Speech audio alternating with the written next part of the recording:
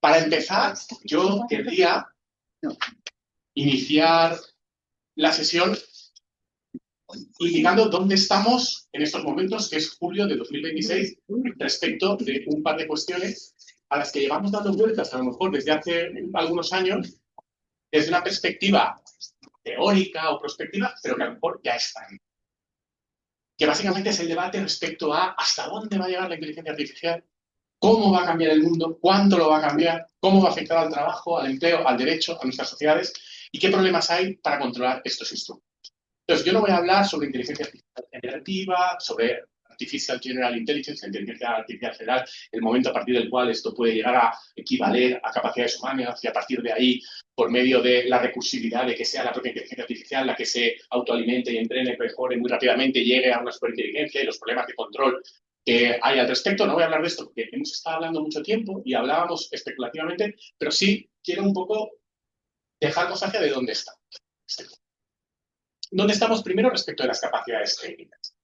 El primer elemento que hemos visto es que desde que dentro de los distintos instrumentos de inteligencia artificial que se han ido desarrollando, sobre todo en las 2 últimas décadas, y a partir de la explosión de noviembre de 2022 con la inteligencia artificial generativa de los modelos basados en Transformers, estamos descubriendo una cosa que es interesante, que estaba teorizada, pero que no habíamos visto en la práctica de una forma práctica. Y es que este tipo de tecnologías, a medida que van mejorando más o menos en todo. La propia aparición del Transformer inicial que da origen a todo esto, ChatGPT 3.5, cuando lanza OpenAI en abierto, si os acordáis, el origen de todo es que la gente de OpenAI intenta utilizar una tecnología que han desarrollado unos ingenieros de Google en DeepMind, que son los Transformers, que es una evolución de las redes neuronales, con la idea de utilizar texto predictivo para mejorar los traductores basados en inteligencia artificial. La idea es, tenemos traductores muy buenos, automáticos, que lo hacen muy bien, pero que les falla, por ejemplo, la traducción literal es muy buena, pero les falla el contenido contextual, no lo hacen bien. Entonces estaban utilizando estas redes neuronales más avanzadas, que son los transformers, para traducir. Y de repente descubren que lo hacen muy bien, que traducen muy bien, que traducen texto mucho mejor que los traductores que había hasta ese momento. Pero de repente se dan cuenta que además de traducir muy bien, le podías preguntar sobre cualquier cosa y te respondía dando una respuesta más o menos así. Entonces, un poco casi por casualidad, se dan cuenta de que esa inteligencia artificial que habían diseñado para una cosa, a medida que era cada vez mejor en eso, era mejor en el resto de cosas. Bueno, esto en los últimos 5 años hemos comprobado que es una pauta que se ha mantenido. Toda la evolución que estamos viendo en estas tecnologías generativas van en la misma línea. A medida que van mejorando su capacidad de cálculo, de computación, la capacidad de generar más procesamiento, tener más contexto, tratar más contexto, integrar esa capacidad de procesamiento, que es esencialmente probabilística, con búsqueda en web del contenido de contraste para no tener errores, etcétera, etcétera, a medida que va haciendo mejor una determinada tarea que se basa en eso, hace mejor las demás. Entonces, cada vez traducen mejor, pero cada vez programan mejor, cada vez escriben mejor, cada vez hablan. Este es el primer elemento. Segundo elemento. Hemos llegado a un punto con el famoso lanzamiento del sistema de Anthropic Mythos a un nivel de inteligencia artificial generativa que ya está cercano a esos niveles que se habían teorizado de generar riesgos sistémicos para algunas sociedades. Hasta el punto de que Anthropic no lanzó Mythos, como sabéis, sino que avisó al gobierno de Estados Unidos de tenemos una inteligencia artificial que es tan buena haciendo muchas cosas, información, lenguaje, traducción, análisis de textos, generar imágenes, etcétera, etcétera, que también es muy buena y no estaba específicamente diseñada para eso, ni pensada para eso, pero también es muy buena para detectar vulnerabilidades informáticas y, en consecuencia, permitir un hackeo profundo de sistemas a unos niveles que hasta ahora no conocemos. Entonces, avisa al gobierno de los Estados Unidos y le dice, no la vamos a hacer. Y junto con el gobierno de Estados Unidos, primero con el gobierno de Estados Unidos solo, luego con el gobierno de Estados Unidos y empresas estadounidenses, y luego con empresas y gobiernos de otros países, digamos, del entorno occidental, han estado durante 3 meses con el sistema Mythos para utilizar esas posibilidades que tiene a múltiples niveles, pero también a nivel de poder hacer hackeo, para utilizarlo precisamente para generar un análisis previo de las posibles vulnerabilidades y prevenir hackeos. Y hace más o menos un mes, como sabéis, Anthropic lanzó mercado para todos los públicos el sistema capado basado en mitos al que llamaron comercialmente Fable, en el que habían establecido una serie de guardarraíles para evitar que las capacidades, que ya digo, son sistémicas y generales de este sistema, pudieran ser utilizadas para una serie de cuestiones. Básicamente, cuestiones de bioingeniería que permitieran la creación de armas biológicas y cuestión de hackeos. A las 24 horas, bueno, más 72 horas de lanzamiento comercial, una empresa que es Amazon da el aviso al gobierno de los Estados Unidos de que esas medidas de guardarraíl que ha puesto Anthropic no son suficientes y que ellos ya están logrando utilizar el sistema para permitir detectar vulnerabilidades de otras empresas y entidades públicas, y el gobierno de Estados Unidos le pide a Anthropic que lo retire del mercado y lo retire de nada. Lo que le pide a Anthropic es que garantice que ningún no estadounidense y solo los estadounidenses que tengan un cierto control y una verificación de identidad puedan tener acceso a eso. Como Anthropic no es capaz de hacer eso, lo retiraré. Bueno, antes de ayer, Anthropic volvió a sacar al mercado Fable después de un mes de intentar reforzar esos guardarraíles. Entonces, el punto en el que estamos es un punto un tanto distópico, y es que tenemos este sistema, que es el sistema de frontera, se llama así porque queda bonito, más avanzado, que permite hacer todas estas cosas, está lanzado al mercado con esas cortapisas, mientras que hay versiones no capadas que están corriendo en las empresas y gobiernos seleccionados.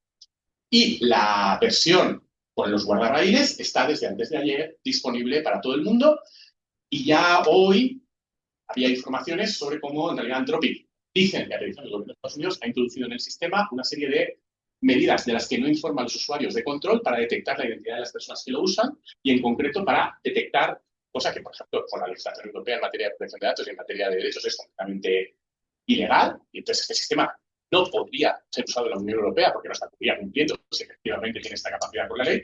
Detecta a partir de las búsquedas que haces, el texto en el que tú estás trabajando, detectar, por ejemplo, tu nacionalidad o tu origen étnico. Y si tanto por nacionalidad como por origen étnico de la China, a hacer una cosa que en principio estos sistemas no hacen, que es grabar todos los datos y extraer todos los datos de tus conversaciones y tus búsquedas. Es bastante interesante que esto lo esté haciendo una empresa estadounidense y occidental para controlar a los chinos, cuando es lo que en principio pensamos que haría. Bueno, pero estamos ahí. Y estamos ahí porque estamos en un contexto de cierto caos regulatorio donde no sabemos muy bien por dónde tirar. El gobierno de Estados Unidos y Anthropic lo que han hecho es durante un mes retirar el software del mercado. Es una medida un tanto extrema, pero que sobre todo demuestra un cierto caos regulatorio y no saber qué hacer. Segunda parte, ¿dónde está? Mientras esto ocurre, Anthropic es un modelo cerrado y no es público ni cómo funciona el sistema, ni los pesos que da la inteligencia artificial en la programación al contexto y a cómo ha hecho el entrenamiento. Como sabéis, hay modelos de inteligencia artificial en abierto. Básicamente son modelos chinos. Esto ha ocurrido siempre en el mercado del software, que normalmente el que va primero nunca publica en abierto su modelo, porque no tiene incentivos para hacerlo, sino que el incentivo es rentabilizar diversas vías. Si te permite hacer algo que los demás no pueden hacer, a lo mejor te interesa quedártelo para ti, pero si no, lo comercializas porque estás ofreciendo algo que nadie más puede ofrecer. Y en cambio suelen ser los que van por detrás, los que como estrategia de mercado alternativa utilizan el software libre o el código abierto para ganar cuota de mercado. Entonces, los modelos chinos, como sabéis, desde la famosa aparición de DeepSeek tenía la ventaja de que en un contexto en el que todo el mundo pensaba que los estadounidenses llevaban la delantera, de repente aparece DeepSeek y demuestra que no es tanta delantera, en primer lugar, que es verdad que el modelo funciona muy bien, que el modelo además funciona a un coste tanto económico como energético muy inferior, es más eficiente, pero además el modelo es abierto, con lo cual todo el mundo puede comprobar que funciona así y las empresas pueden usarlo para su optimización de recursos. Entonces, los modelos chinos son modelos en abierto. ¿Qué está pasando en consecuencia? Si veis el gráfico que os está poniendo Víctor en pantalla, ahí lo que veis es qué es lo que está ocurriendo con la utilización por usuarios y empresas de de modelos de inteligencia artificial. Y veis cómo esta estrategia de las empresas chinas está siendo extraordinariamente eficaz. No sé si se ve, pero si no se ve, lo pongo. En junio de 2025, ¿vale? Los sistemas de Google, OpenAI y Anthropic, que son las tres empresas líderes y que las tres lo hacían de pago, copaban prácticamente el 75% del mercado. ¿Eh? Y las empresas chinas menos del 20%. Chinas son DeepSeek, Tencent, Xiaomi y más. Un año después, solo un año después, lo tenéis ahí ahora en grande en el gráfico, la cuota de mercado de los sistemas estadounidenses está más o menos en un 30% y la cuota de las empresas chinas está por encima del 45%.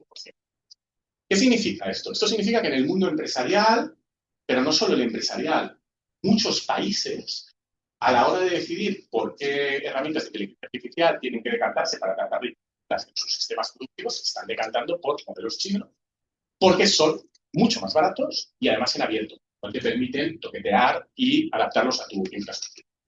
Lo cual tiene incidencia respecto de posible dominio global.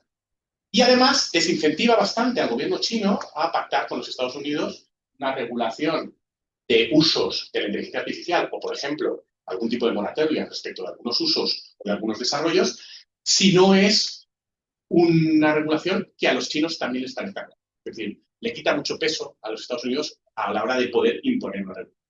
Bueno, en este contexto, hace un mes, menos de un mes, un par de semanas, una empresa china que se llama Z.ai, ha sacado un modelo, el modelo más avanzado, y es un modelo que tiene una capacidad no equivalente a Mythos, sino, según todos los benchmarks y tests que se han hecho, sí equivalente a la versión de Mythos restringida por los guardarraíles.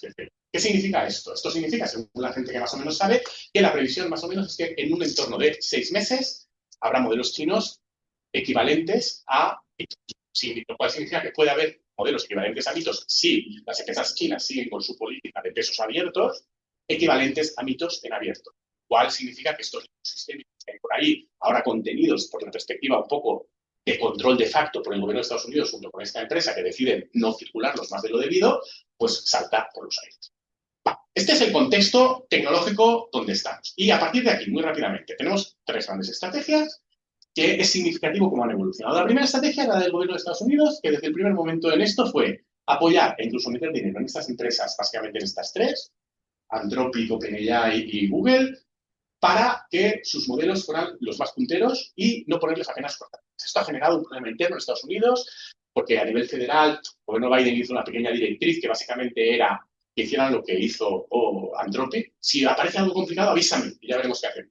Ya era poco exigente, pero incluso esto al gobierno Trump inicialmente le pareció demasiado, eliminó esta orden ejecutiva de Biden y hubo algunos estados que sí que hicieron alguna regulación inspirada en el modelo europeo de más control de tipo industrial, algunas basadas en protección de menores, otras basadas en protección del copyright, dependiendo de las obsesiones de cada país o el tipo de industria a la que querían proteger, pero en general ha habido poca regulación a nivel federal estadounidense. Bueno, esto cambió hace poco al detectar el gobierno de Estados Unidos esta creciente peligrosidad, al menos potencial, de algunos modelos, y entonces han vuelto a un sistema de cierto control y al modelo de la orden ejecutiva de Biden de avísenme y a partir de ahí veremos lo que hacemos.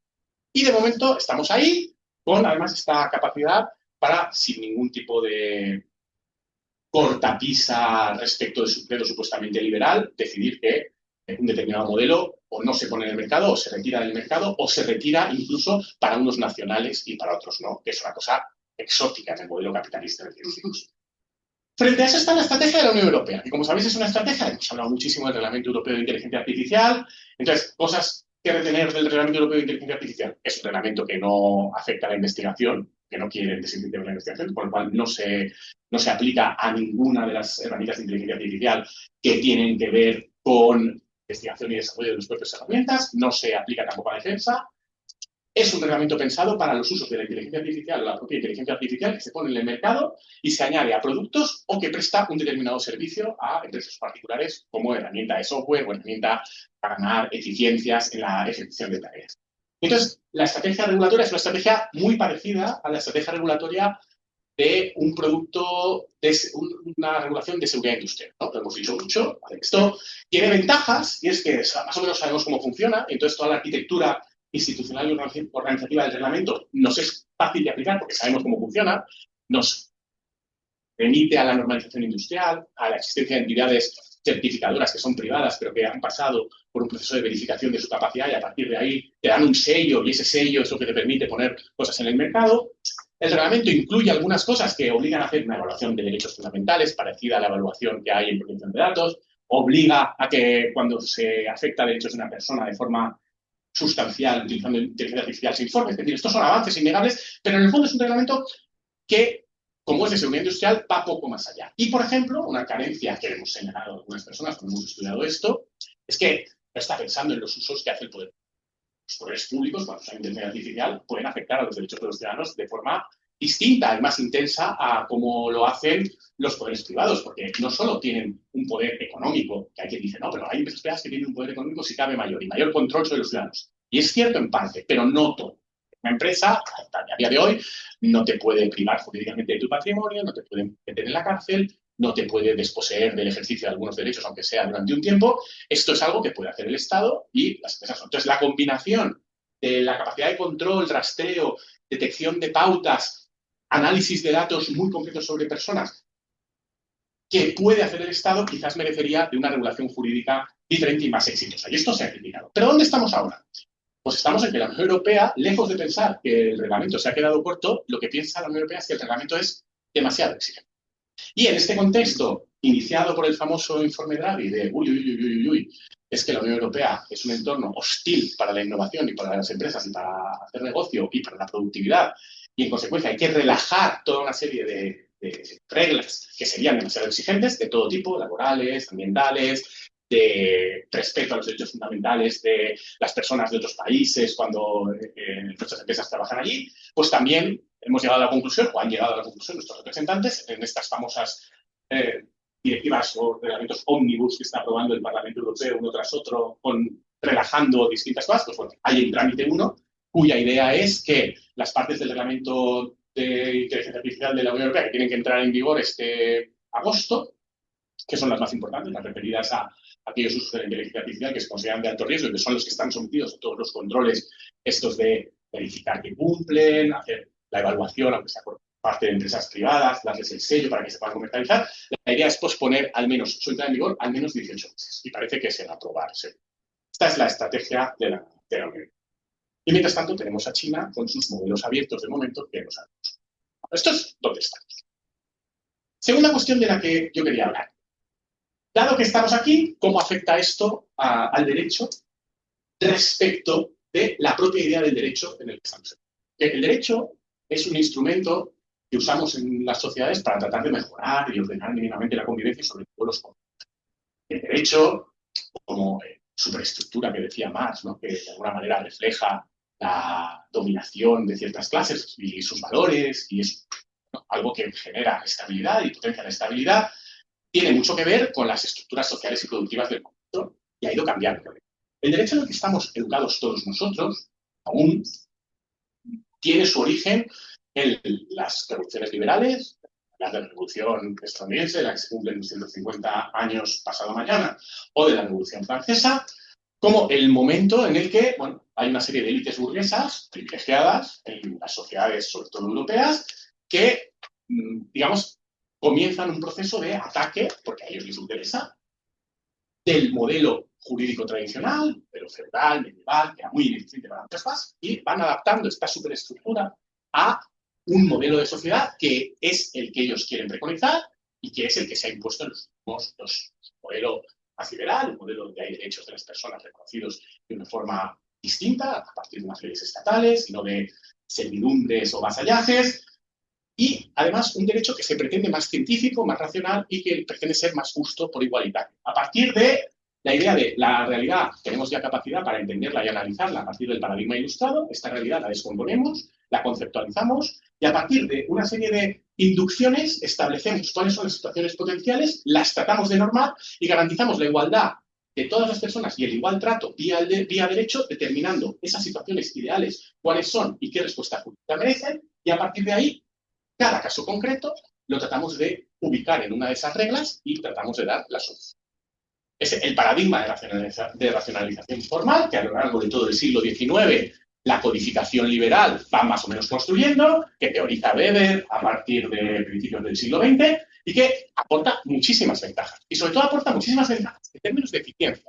Es un modelo jurídico mucho más eficiente para una sociedad que, por medio de la revolución industrial, está haciendo acopio de riqueza, está generando actos productivos, está incrementando la población, está diversificando la actividad de la población, requiere de más interacciones entre personas, aparece y se generaliza la sociedad mercantil como parte de un entramado de relaciones que cada vez es más complicado. Pues este proceso de racionalización formal ayuda a que esta sociedad se desarrolle y es muy eficaz, funciona muy bien. Y era por esta vía, ¿no? Inducimos, conceptualizamos la realidad y luego tratamos de hacer una lógica deductiva lo que se hace. ¿Funciona perfectamente? Evidentemente no. El propio Weber dice que hay un problema, es la famosa aula de hierro de Weber, en la que Weber dice la racionalización formal en ocasiones nos lleva a monstruos, porque hay situaciones en las que, justamente por esa pretendida igualdad y trato siempre igual, acabamos siendo demasiado rígidos. Y entonces, en ocasiones aplicamos una regla igual demasiado rígida a situaciones que a lo mejor requerirían de más matices. ¿Por qué? Porque es muy complicado meter en esas normas toda la complejidad social. Entonces, digamos que es una aproximación un tanto grosera a la justicia, pero que nos ha funcionado bien mientras no teníamos medios para ser más eficientes. Tiene también un poco de ficción en lo que es la base de justificación del sistema, porque para hacerlo democrático y decir que los ciudadanos participan, pues un sistema de participación formalizada de todos los ciudadanos en el proceso de generación de esas normas, a partir de las cuales luego vamos a deducir cuáles son las consecuencias jurídicas. Un proceso de participación que, si nos vamos a Kantarovich, que decía que el monarca medieval no solo incorporaba, sino que encarnaba, si os fijáis, cumple las dos funciones. Es decir, por un lado incorpora a la ciudadanía, va incorporando cada vez a más ciudadanía. Primero solo incorpora a hombres que tienen propiedades, luego a hombres aunque no tengan propiedades, luego a negros y luego incluso a mujeres. O sea, se va ampliando el cuerpo incorporativo, ¿no? Digo incluso a mujeres porque hay un cantón de Suiza, ¿no? El del queso Appenzeller, que hasta 1992 no permitía el voto a las mujeres. Es decir, que hay cosas tardías. Entonces, pero ¿qué es eso? Entonces, por un lado, cada vez se incorpora más y por otro lado es verdad que también hay una necesidad de encarnación. Es decir, tú necesitas que el cuerpo electoral no solo incorpore formalmente, sino que se parezca, ¿no? Y por eso hay una serie de medidas que intentan hacer que el cuerpo electoral se sienta reflejado, se sienta encarnado en los representantes. Y por eso todas las democracias han tendido de forma formal o informal a, por ejemplo, intentar que sea importante que en los diputados se vea la diversidad, ¿no? Porque es como la gente se siente más representada. Bueno, esto más o menos funciona así. Y a partir de este funcionamiento tiene mucho que ver con la tecnología que estaba disponible en ese momento. A partir de ese funcionamiento, los juristas somos una especie de sumos sacerdotes de este sistema, donde vendemos un poco a la población que el sistema funciona muy bien. Esto es una cosa técnica, que nosotros analizamos la realidad, la incorporamos y vamos poniendo cada cosa en su casilla correspondiente, y si lo hacemos bien, porque esto es una cosa técnica, todo funciona bien, los derechos de las personas se ven respetados y la igualdad más o menos avanza, aunque sea a veces con dificultades, pero avanza. Y luego hay un papel, que es el papel del juez, donde tampoco hace mucha falta que tenga una gran legitimidad democrática, porque es un técnico. Y entonces, como es un técnico, lo que hace es revisar que todo este proceso aparentemente neutral se ha llevado a cabo de una forma correcta. Con todos sus defectos, que creo que se deducen bien de la exposición, así es como hemos funcionado. Pero hemos funcionado así, como pasa en muchos órdenes de la vida, porque la tecnología nos permitía funcionar así y no era mucho más, esto era eficiente y no había una alternativa mucho más eficiente. Pero desde hace unos años la hay. Y en los materiales del seminario os he puesto un trabajo mío de hace 20 años, en el que más o menos yo lo que decía es, estamos en un momento en el que la tecnología nos permite pasar de este paradigma a otro, porque tenemos una serie de sistemas que recopilan información y la tratan de una forma distinta, que ya no es por medio de este proceso inducción, conceptualización, subsunción deductiva, para llegar a resultados que no son moderadamente satisfactorios, sino que podemos llegar a esos resultados igualmente moderadamente satisfactorios o incluso mejores por medio de la búsqueda salvaje en un gran magma de datos a partir de la búsqueda de probabilidades y correlaciones puramente booleanas. Que esta es la forma en la que busca información Google desde su origen a principios del siglo XX. Entonces, digamos que el artículo yo lo llamé de McDonald's a Google porque decía, bueno, he tenido 2 siglos de una ley y un modelo de derecho que aspiraba a ser muy eficiente por medio de uniformizar, McDonaldizar toda la producción jurídica, y esto era como garantizábamos la igualdad y también la eficiencia, pero ahora de repente tenemos una tecnología que nos va a permitir mejores resultados simplemente a partir de un paradigma que es distinto, que es probabilístico. Ese paradigma probabilístico potencialmente nos permitía hacer esto, pero lo que ha cambiado en estos últimos 20 años es que ya está ahí. Es que ahora tenemos unos modelos que no solo permiten, por medio de ese paradigma probabilístico, hacer las cosas y hacerlas más rápido, más barato, más eficaces, en muchos órdenes de la vida, sino también en el derecho.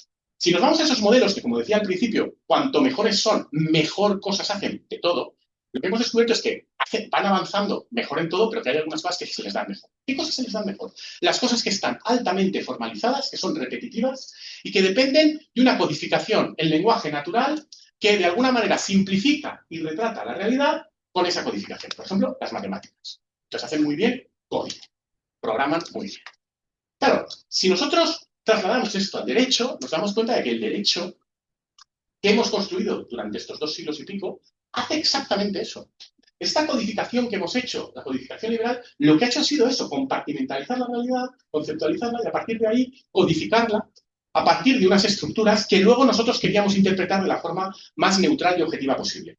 Bueno, pues precisamente esa actividad es una de las actividades que sabemos que estos modelos hacen muy bien. Dado ese lenguaje y dada esa codificación, la parte aplicativa ya la hacen mejor en matemáticas, ya la hacen mejor también a la hora de declinar, descifrar, desentrañar cómo tendría que ser la aplicación al caso real de una situación. Te la hacen más objetivamente. Y lo interesante es que la hacen de forma distinta. No la hacen a partir de esa inducción, sino que la hacen a partir de una cuestión que a nosotros nos parece poco garantista, porque es completamente distinta a lo que estamos acostumbrados, que es, en primer lugar, que no sabemos muy bien lo que pasa dentro del algoritmo y de los pesos que da el sistema. Sabemos que da unos resultados. No sabemos cómo ha traducido, o no sabemos cómo ha escrito ese párrafo, pero sabemos que lo que sale en la traducción es una traducción muy buena, o que el párrafo está escrito con coherencia. Y de la misma manera, no sabemos muy bien cómo ha pesado los diferentes parámetros de un trabajo de investigación o de 20 para comparar cuál es el mejor de los 20, pero sabemos que los resultados que da son bastante coherentes y buenos. Y lo que empezamos a saber es que lo hace de una forma más objetiva, aunque sea anárquica, aunque sea probabilística, aunque sea estocástica, y por ello también, no solo, y además como es más barata y más rápida, más eficiente, pero es que encima es más justa que nosotros. Esto, claro, transforma radicalmente muchas de las cuestiones en las que se basa el derecho, o lo va a transformar. ¿Por qué? Porque de momento, como estamos todos educados en el anterior sistema, nos aferramos a él. Y lo que estamos es tratando de introducir alguna de estas eficiencias en el modelo tradicional y seguir siendo los sacerdotes, nosotros, aprovechándonos de estas eficiencias. Pero esto tiene un recorrido, creo, corto. En primer lugar, porque los modelos van a ir avanzando. Y en segundo lugar, porque la capacidad de mediar como sacerdotes a partir de criterios jurídicos va a disminuir a medida que el peso de las propias operaciones algorítmicas, matemáticas, de estas herramientas, acabe manifestándose como cada vez más y más y más preponderante. ¿Por qué? Porque cada vez harán más cosas solos que no será necesario revisar o que directamente no tendrá sentido que revisemos. Y a partir de aquí cambian muchas cosas. Si yo os decía antes que en el modelo tradicional el control democrático del sistema se basaba en unas determinadas pautas de incorporación formal del cuerpo electoral a la elaboración de esas normas, e incluso también la encarnación pasaba por quiénes eran los representantes, ¿esto cómo lo trasladamos a un sistema? ¿Cómo vamos a garantizar que estos sistemas que se basan en una mera producción tecnológica e industrial de mejores herramientas vayan a tener un control democrático respecto de su contenido y orientación? ¿Cómo se hace? Porque de momento lo están haciendo empresas. Yo no sé si os sentís muy incorporados en las decisiones que está tomando Anthropic o que toma ChatGPT, pero creo que nadie. Y ya no os hablo de si estáis encarnados en Elon Musk, porque sí, menos aún.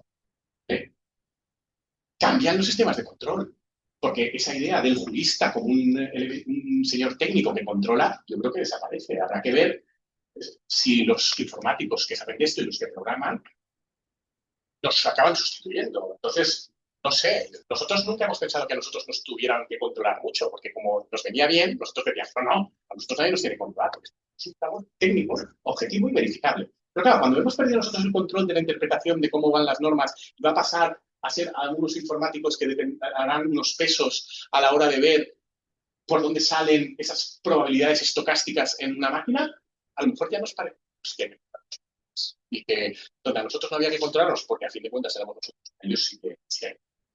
Y luego tenemos el control jurídico posterior, y ahí es donde me parece que de momento vamos al y tarde. Tengo un trabajo de tiempo que en general nadie en el que yo decía que, por ejemplo, si estas herramientas las introducimos en función de decisiones públicas, hay que asumir que esto tiene un valor normativo y hay que tratarlo con las garantías tradicionales de las normas jurídicas y de las normas legales. Esto dio lugar en mi gremio a una polémica que yo creo que fue muy interesante. Como digo, yo creo que estaba yo solo y casi todo el resto de la doctrina dijo, este señor está loco, esto no tiene ningún sentido, esto como mucho es un acto administrativo, pero en ningún caso reglamento, entonces lo que habrá que ver es si el acto es legal o no, y cuadra con el ordenamiento jurídico, pero en ningún caso esto es norma.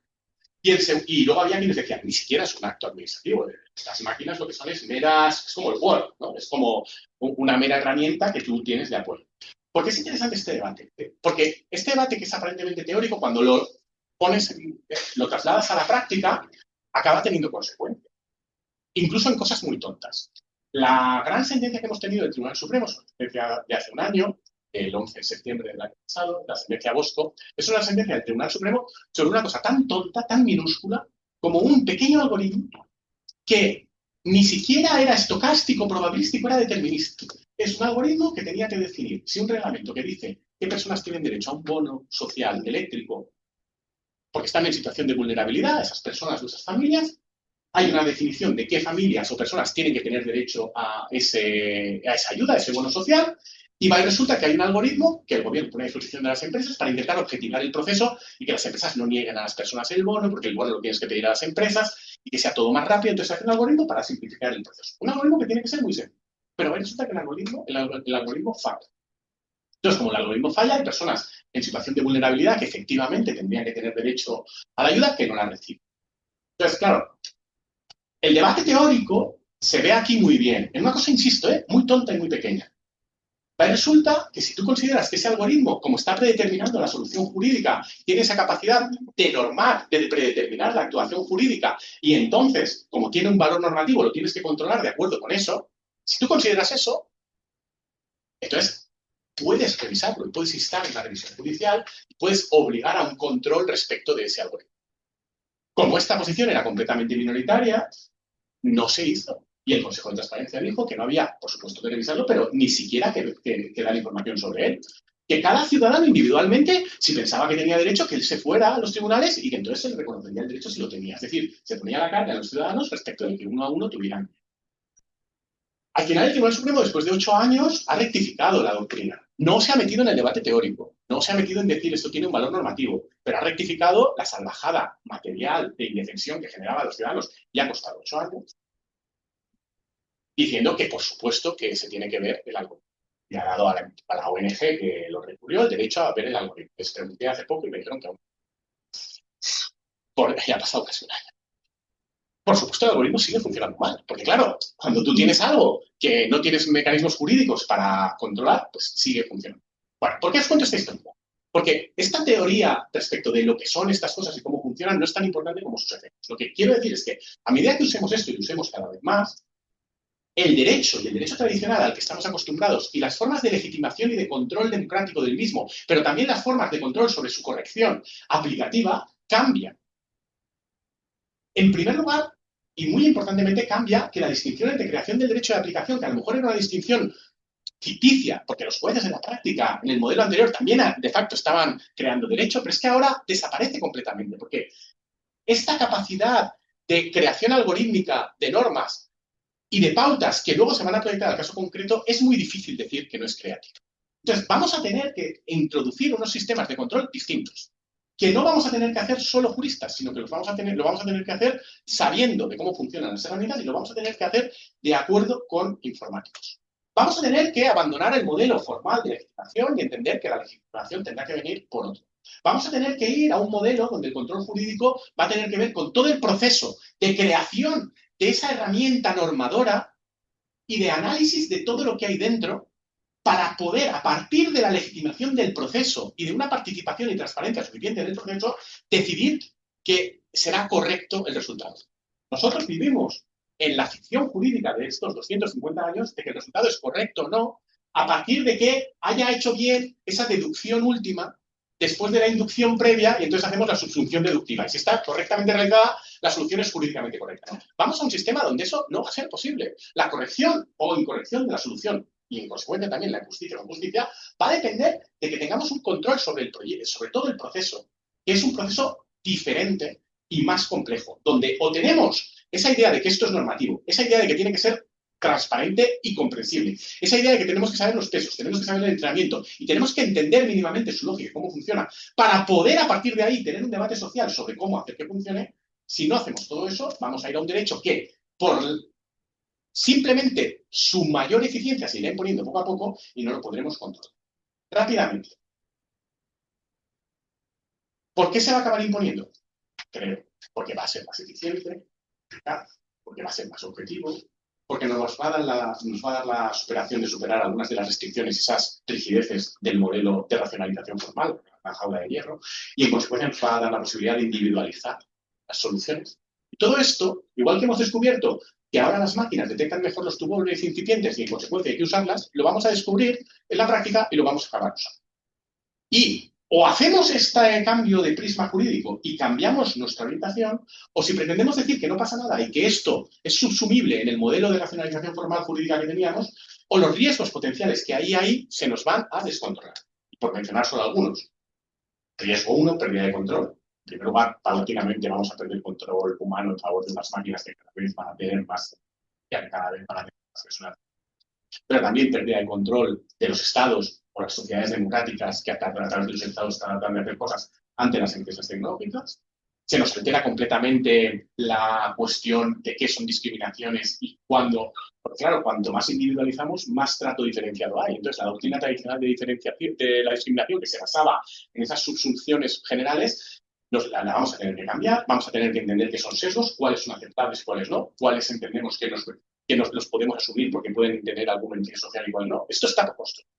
Hay algunos trabajos incipientes que dieron la voz sobre esto, pero me da la sensación de que aunque son de hace algunos años, ahora esto está pasando sin pena ni gloria porque como lo importante es competir, no da tiempo a intentar pensar bien esto.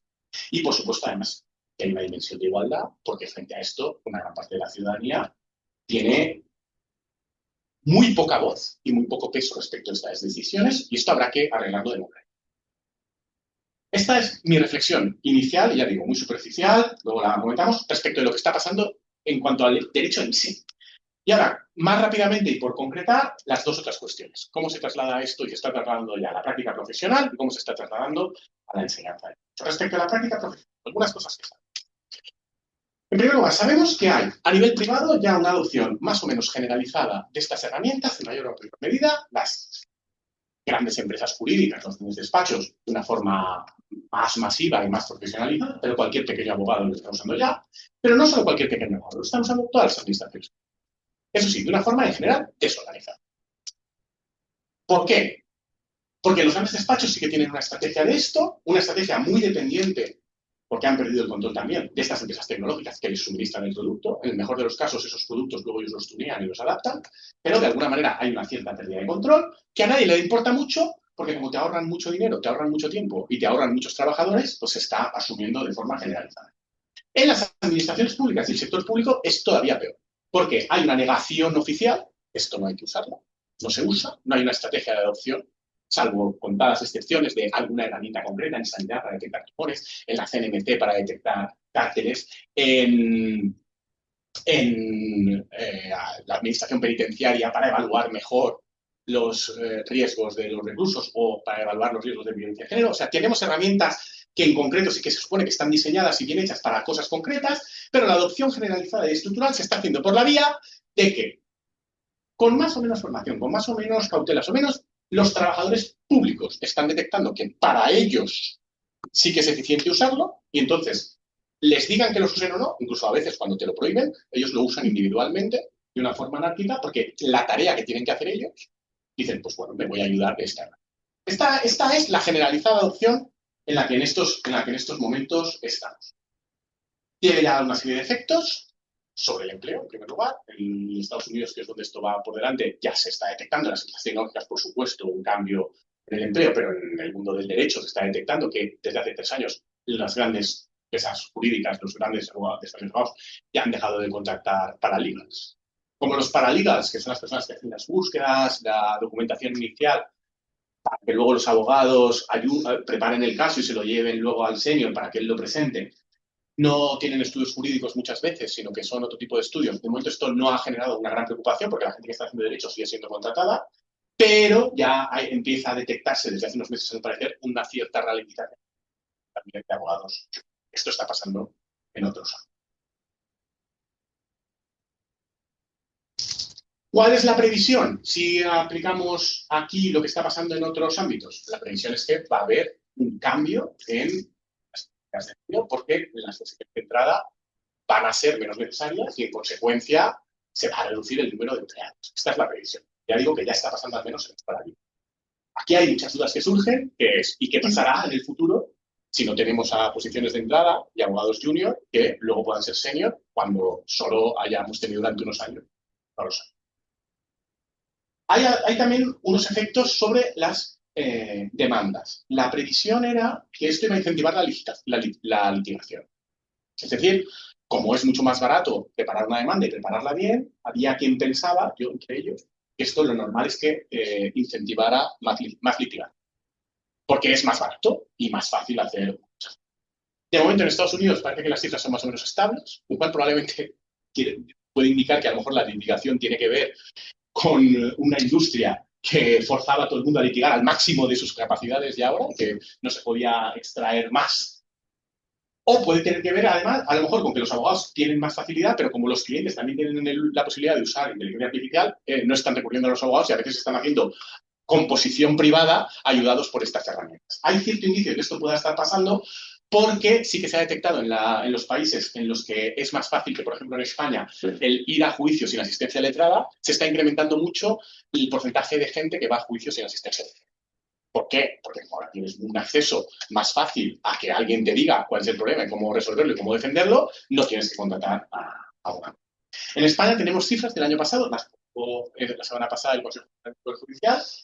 En civil ha caído más de un 30% en un año las demandas. Hay quien dice que esto tiene que ver con una cuestión coyuntural. Hay unas demandas masa que en los últimos años han sido muy populares, que son los famosos cárteles de coches y camiones que han generado al parecer mucha litigación. Esto se ha frenado y entonces hay quien dice que tiene que ver con esto. Pero es que no solo es en civil, o sea, en penal también ha bajado un poquito, en administrativo también ha bajado un poquito. Es decir, este fenómeno que pensábamos que se podía producir, de momento no se está produciendo. Pero en la profesión sí que hay una generalizada aceptación de la herramienta y en general todos los abogados las usan ya y están muy contentos con ellas. Y además los abogados lo que le dicen es que me contrate la que me contrate, me lo hacen y me ayuda mucho. Y me ayuda a entender las demandas que me ha presentado la otra parte, a analizarlas, a resumirlas, me da argumentos, me ayuda a cubrir los míos, ¿no? Incluso, pues, si hablas con abogados, todos lo hacemos, supongo, pues el último año, 2 años, han pasado de hacer eso a que últimamente me encontré con gente que tenía un resultado y a mí se me habían ocurrido 2 o 3 cosas y lo pasé y me dio otra. Yo tenía que plantear el interés casacional en un caso que era complicado y no se me ocurría cómo y la inteligencia artificial me dijo una posibilidad de plantear el interés casacional y es verdad que era posible, era inteligente, la desarrollé y me fue bien, ¿no? Es decir, que este uso es cada vez más general porque es posible y es muy difícil. Claro, si tú tienes esta presión, abogados que cada vez lo hacen mejor, abogados que potencialmente cada vez te pueden hacer más, esto va a colapsar, puede colapsar en los juzgados, pero aunque no los colapse, los jueces también son los primeros que dicen yo también quiero ahorrar mi trabajo. Bueno, entonces ahí tenemos la instrucción 2/2026 del Consejo General del Poder Judicial, que supongo que conocéis y habréis leído, que me parece muy interesante, es una instrucción de enero de este año en la que el Consejo General del Poder Judicial, ante lo que detecta que está pasando, que es lo mismo que está pasando en cualquier administración pública, que es, aunque tú no tengas una estrategia de cómo hacer uso de esto, los trabajadores lo están usando, porque a ellos les ahorra trabajo. Entonces, esta instrucción del Consejo General del Poder Judicial a mí me parece muy interesante porque distingue dos tipologías. Y dice, si el Consejo, o autoridades públicas españolas, definen, diseñan o contratan herramientas específicas para la ayuda a la función jurisdiccional respecto de algunos procedimientos, obviamente ustedes las pueden usar. Pero las pueden usar teniendo en cuenta que nunca esa herramienta será la herramienta que defina, sino que es mera herramienta de apoyo. Y que esa herramienta de apoyo tiene que ser luego controlada por el juez y la decisión es responsabilidad del juez y es una decisión humana. Hasta ahí, perfecto. ¿Hay herramientas de estas? Pues no hay muchas, pero hay algunas. El Consejo General del Poder Judicial está haciendo pruebas piloto, con algunos casos, ¿no? ¿Qué es lo que están haciendo? Pues aquellos casos que son más fácilmente estandarizables, pues están buscando cómo estandarizar para que el juez pueda hacer una checklist y a partir de hacer la checklist, la tecnología te dé un borrador de resultados. Por ejemplo, los concursos de personas físicas requieren de mucho acopio informativo y mucho acopio de datos, que en ocasiones es un lío, pero en el fondo es una cosa bastante pautada. Bueno, tú puedes establecer pauta y algoritmizarla y que el juez, mediante una checklist, incluyendo los documentos, y entonces tienes una propuesta de resolución y de cuál es la evaluación de la situación que te hace la máquina. Bueno, pues si una cosa como esta, el Consejo la aprueba, ¿lo pueden usar los jueces? Sí. Pero los jueces tienen que tener claro que esto es un mero apoyo. Entonces ellos son los que, a partir de lo que salga ahí, tendrán que hacerlo y decidir. Primera línea.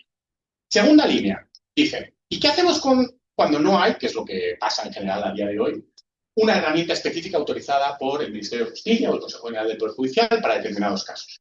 ¿Pueden los jueces utilizar las herramientas que hay disponibles en el mercado? ¿Se pueden hacer una cuenta en cualquiera de estas empresas y subirle ahí sus casos? Y la respuesta es no.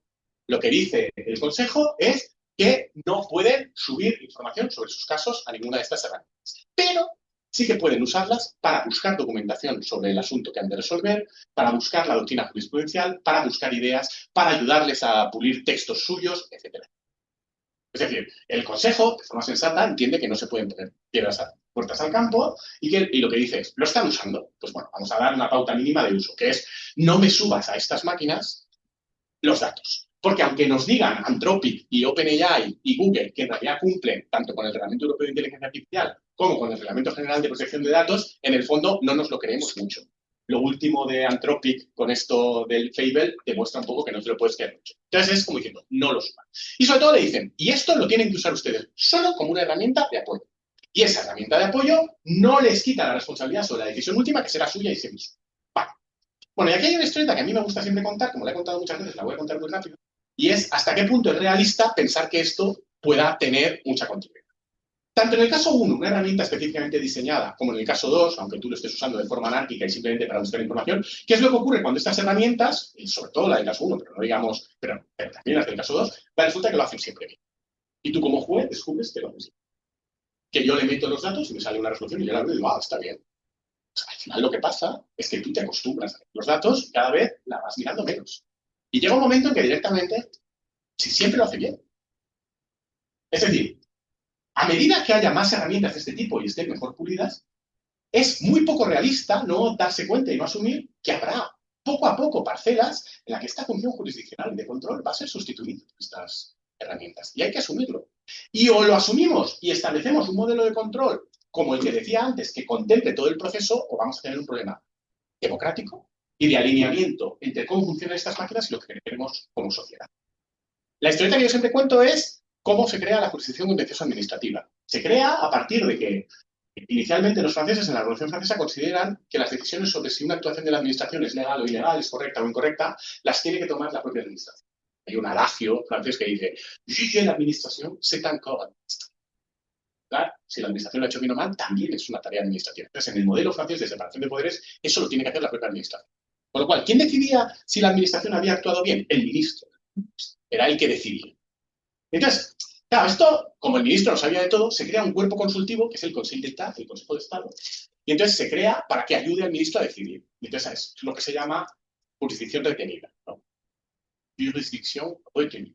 Y entonces, el ministro es el que toma la decisión, pero la toma a partir de un informe del Consejo. Luego el ministro, como los informes del Consejo están bien, deja de mirárselos. Y entonces hay un momento, a partir de mediados del siglo XIX, que dicen, pues esto es absurdo, vamos a delegar. Entonces se pasa de la jurisdicción retenida a la jurisdicción delegada, jurisdicción delegada. En la que ya directamente se le dice, no, yo solo me lo miraré si un caso en concreto me interesa mucho y pienso que hay algo raro, si no, te lo delego. Y de ahí luego ya acaba generándose la independencia del Consejo d'État y se convierte en una verdadera jurisdicción contenciosa administrativa. ¿Por qué? Porque lo hacen bien. Porque tú normalmente no tienes interés en los casos ni tienes interés tampoco en generar ninguna arbitrariedad. Lo que quieres es que te lo hagan y te lo hagan bien. Te lo hacen siempre bien, acabas cada vez delegando. En este sentido, y cuento una historieta muy breve, como la hemos contado mucho, pues tampoco la voy a hacer muy larga, pero se sabe mejor Lucía que yo, pero Lucía que ha estudiado muy bien Biogen y que coordinó un informe que pidió Amnistía Internacional sobre si esto afectaba a derechos fundamentales o no. Una de las cosas más interesantes de Biogen era preguntarle a los jueces que de forma indirecta aplican Biogen, porque aunque Biogen sea una herramienta para evitar la peligrosidad o contener la peligrosidad, evaluar la peligrosidad en casos de violencia de género y poder proteger mejor a las mujeres, indirectamente los jueces lo usan porque como esto va en el atestado policial o incluso el fiscal te lo puede alegar, cuando tú tienes que decidir sobre la adopción de medidas cautelares o no, ahí lo tienes. Entonces, una cosa muy interesante del estudio de Lucía es que preguntando a las jueces, porque normalmente lo son, que se encargan de los casos de violencia de género, sobre si la herramienta funcionaba bien o mal, y ustedes decían que las herramientas pensaban que funcionaba bien, porque coincidía más o menos con lo que ellas habrían hecho. Y entonces te dabas cuenta de que entendían que funcionaba bien y al final, de forma inconsciente, porque ellas decían, no, pero yo me quedo de la herramienta está ahí, pero bueno, no la miro mucho. Pero te dabas cuenta de que inconscientemente, como se habían acostumbrado a que la herramienta estaba ahí y más o menos funcionaba bien, cuando había una diferencia entre su criterio y la herramienta lo que pensaba es que había más peligrosidad y más riesgo del que ellas estaban valorando, tendencialmente, como es lógico y normal, se fiaban de la herramienta. Y entonces les preguntabas, ¿pero tú sabes cómo funciona esa herramienta? Y no, ¿te has preocupado de saber cómo funciona esa herramienta? No. Entonces es muy difícil porque menos en los trabajos del día no se puede saber porque es poco esto. Pero es uno de los problemas que tiene. Pero al final se acaba generando una tendencia a la delegación. Bueno, pues si no asumimos como juristas que esta tendencia a la delegación se va a producir, vamos a reaccionar mal y tarde a todo esto. Y no vamos a ser capaces de establecer esas medidas de cautelas. E igual que Anthropic le pone guardarraíles para que no se descontrole desde el punto de vista de queja que, nosotros tenemos que establecer unos guardarraíles jurídicos que si no asumimos que esta dependencia se va a ir produciendo cada vez más, no los vamos a poder poner en marcha y no los vamos a poner bien. Y por último, y para acabar, todo esto cómo afecta a la docencia en nuestras facultades. Pues bueno, se parece bastante esto a lo que contábamos respecto de las administraciones públicas. Aquí lo está usando todo el mundo de una forma caótica, de una forma generalizada, porque a todo el mundo, casi todo el mundo, le ahorra. Lo estamos usando casi todos nuestros estudiantes y lo estamos usando casi todos los profesores en mayor o menor medida para distintas tareas. Respecto a los estudiantes, ¿qué sabemos? Sabemos que el grado de adopción es muy alto. Las estadísticas hablan de el 80%, o sea, una medida mínima. Y sabemos que en los estudios que se han hecho esto tiene efectos sobre las notas. Me da un poco de apuro llamarlo sobre el rendimiento académico, digamos que sobre la plasmación numérica y en notas del rendimiento académico. Sabemos que mejora las notas. Los estudiantes que usan esto tienen mejores notas. Los estudiantes que usan más tienen todavía mejores. O las estudiantes. Pero también sabemos que esas mejores notas no se corresponden necesariamente con mejores resultados de aprendizaje cuando lo que se mide es la capacidad efectiva para, sin utilizar la herramienta, resolver problemas. Y los estudios que tenemos demuestran que las personas que usan mucho esto para que les haga la tarea tienen mejores notas, pero luego dan peores resultados en las pruebas de rendimiento estricto. También sabemos que las personas que usan esto no para que les hagan tareas, sino para que les ayuden a hacer las tareas y dedican el mismo tiempo de horas que las personas que usan esto, tienen tendencialmente los mejores resultados e incluso un poquito mejores que los que no. La conclusión, ¿cuál es? Que si esto se usa de una determinada manera, no sirve de nada, sirve para sacar mejores notas, pero no para aprender más. Si esto se usa de otra manera, al menos no perjudica e incluso puede beneficiarse un poco. Pero la conclusión no es sorprendente, no es contraintuitiva, pero como la tenemos ya empíricamente en nuestros estudios, creo que conviene tenerla en cuenta, es algo así como las horas de estudio y de trabajo, si no las haces, esto no te va a afectar en cuanto a aprender.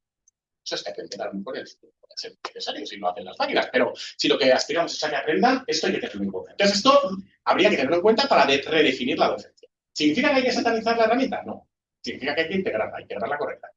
Y aquí tenemos, en el entorno comparado, muchas aproximaciones. Tenemos desde la aproximación de alguna universidad americana, creo que Chicago, por ejemplo, que se vende como AI friendly, ¿no? De vamos a integrarlo en todo, en los cursos y tal, a Berkeley, que ha dicho que lo quiere prohibir, ¿no? Que ya veremos cómo, pero ya ha dicho que lo prohíbe. Bueno, a mí me parece que lo razonable y obvio es tratar de integrarlo para sacarle partido y esto requiere cambiar la docencia. No sé si habéis visto este fin de semana en El País, ha salido un profe español que está en clase en una universidad americana desde hace muchos años, quejándose amargamente de que sus alumnos son unos sinvergüenzas y unos estafadores, porque él, que es un gran profesor que antes suspendía a mucha gente, este año no ha suspendido a nadie, esto ya, el planteamiento es un poco peculiar de inicio. El profesor. Sí, pero dice, yo tenía unos sistemas de evaluación fantásticos, consistentes, que les encargaba unos casos súper complicados y a mí lo que me tenían que demostrar es que eran capaces de hacerlo y se los llevaban a casa y los hacían en casa. Y resulta que este año los han hecho todos bien. Bueno, pues si lo que quieres demostrar es si ellos son capaces de resolver bien el caso, te han demostrado que lo resuelven bien el caso usando las herramientas disponibles. Si lo que quieres demostrar es que ellos han aprendido a hacer eso sin usar esas herramientas, quizás lo que tienes que cambiar es tu modelo de docencia y evaluación y no es culpa de los estudiantes.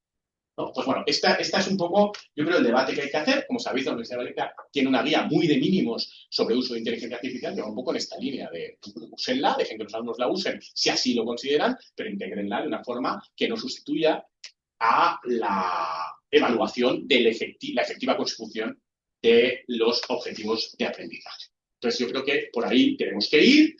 Y por último, ¿dónde estamos en materia de investigación? En el mundo de la universidad también hacemos esto que se llama medar work, es decir, investing, que es que escribimos sobre las cosas que nos interesan.